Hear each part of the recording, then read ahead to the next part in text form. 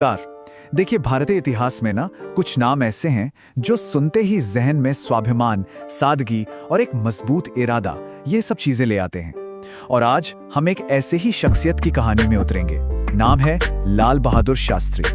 तो सोचिए, क्या ऐसा हो सकता है कि किसी प्रधानमंत्री की सबसे बड़ी ताकत उनकी सादगी हो? बड़ा दिलचस्प सवाल है ना? चलिए, इसी दिलचस्प सवाल का जवाब उनकी ही कहानी में ढूंढते हैं। तो शुरू करते हैं इस विचार से, सादगी की असाधारण शक्ति। यही हमारा पहला सेक्शन है। हम ये समझने की कोशिश करेंगे कि कैसे आप कह सकते हैं एक साधारण सा दिखने वाला इंसान आखिरकार भारतीय इतिहास का इतना बड़ा, इतना मजबूत स्तंभ बन गया। देखिए, लाल बहादुर शास्त्री को सिर्फ एक प्रधानमंत्री कहना शायद उनके साथ पूरा इंसाफ नहीं होगा।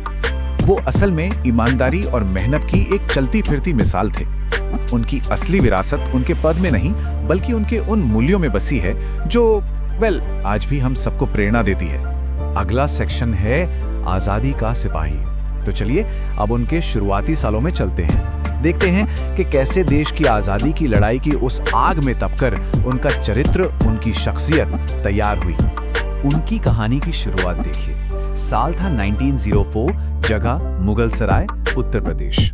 एक बहुत ही मामूली साधनों वाले परिवार में उनका जन्म हुआ। फिर 1920s का दौर आया। महात्मा गांधी से प्रेरणा मिली और बस वो आजादी के आंदोलन में कूद पड़े।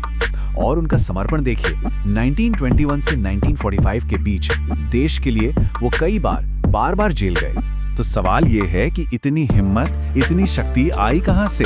जवाब है गांधीवादी सिद्धांत। सत्याग्रह यानी सच की ताकत, अहिंसा, नॉन वायलेंस, आत्मनिर्भरता, सेल्फ रिलायंस और राष्ट्र सेवा, देश की सेवा।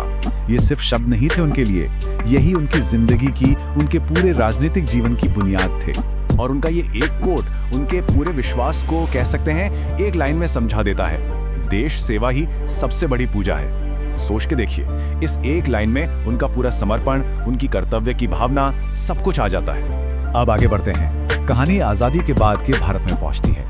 यहाँ उनकी सेवा की यात्रा एक नया मोड़ लेती है। सेक्शन है राष्ट्र निर्माण का दायित्व। तो देखिए, आजादी के बाद उनका सफर कैसे आगे बढ़ा। पहले कृषि मंत्री बने, देश के लोगों का पेट भरने की नींव रखी। फिर होम मिनिस्टर, एक बहुत ही अहम जिम्मेदारी, देश की इंटरनल सिक्योरिटी को मजबूत किया।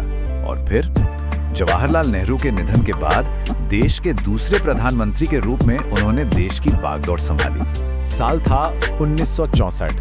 ये वही साल था जब उन्हें देश को लीड करने के लिए आगे आना पड़ा।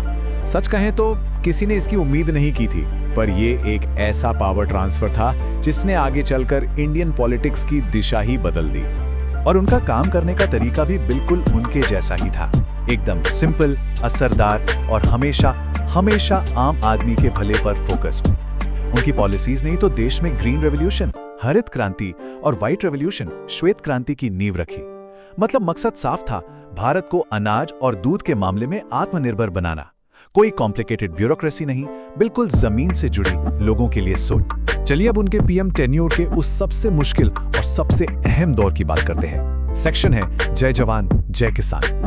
ये वो वक्त था जब उनके सामने एक नहीं बल्कि दो बड़ी चुनौतियां आ खड़ी हुई थीं। साल 1965, ये भारत के लिए एक अग्नि परीक्षा जैसा था।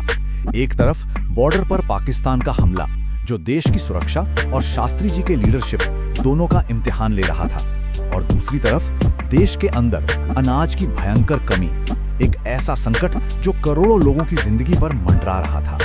और इन दोनों चुनौतियों के जवाब में उन्होंने देश को एक नारा दिया, एक ऐसा नारा जो इतिहास बन गया, जय जवान जय किसान। ये सोचिए, ये सिर्फ 2-3 शब्द नहीं थे, ये एक राष्ट्रीय मंत्र बन गया। इसका मतलब बिल्कुल साफ था, जो जवान सरहद पर देश की रक्षा कर रहा है और जो किसान खेत में देश का पेट भर रहा है, दोनों बिल्कुल बराबर अहम हैं। इस एक नारे ने जैसे जादू कर दिया। सैनिकों और किसानों का हौसला तो बढ़ाई, पर इसने पूरे देश को एक सेल्फ रिस्पेक्ट, एकता के धागे में बांध दिया, जिसके असर बहुत दूर तक गए।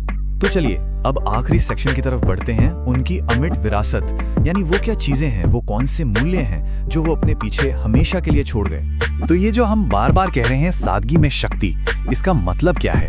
इसका मतलब है लीडरशिप का एक ऐसा स्टाइल जहां विनम्रता, ईमानदारी और आम आदमी से जुड़ाव, यही आपकी सबसे बड़ी ताकत बन जाती है। यही लोगों का विश्वास जीतने का जरिया बनती है।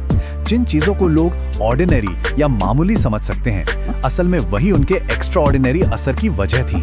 और ये सब सिर्फ बातें नहीं थी, उनके काम में दिखता था। सादगी, उन्होंने बड़े बड़े सरकारी बंगलों की शानो शौकत छोड़कर लोगों के बीच रहना पसंद किया। ईमानदारी, उनकी पर्सनल लाइफ हो या पब्लिक, दोनों एक खुली किताब की तरह थी, बिल्कुल साफ।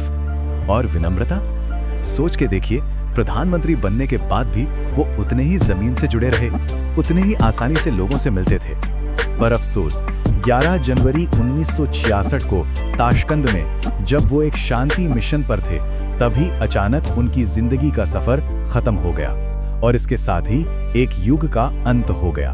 और उनकी कहानी हमें एक बहुत जरूरी सवाल के पास लाकर खड़ा कर देती है। एक ऐसा सवाल जो शायद आज के दौर में और भी ज्यादा मायने रखता है। सवाल यह है कि क्या आज की इस कॉम्प्लिकेटेड दुनिया में सादगी ही सबसे बड़ी क्रांति है?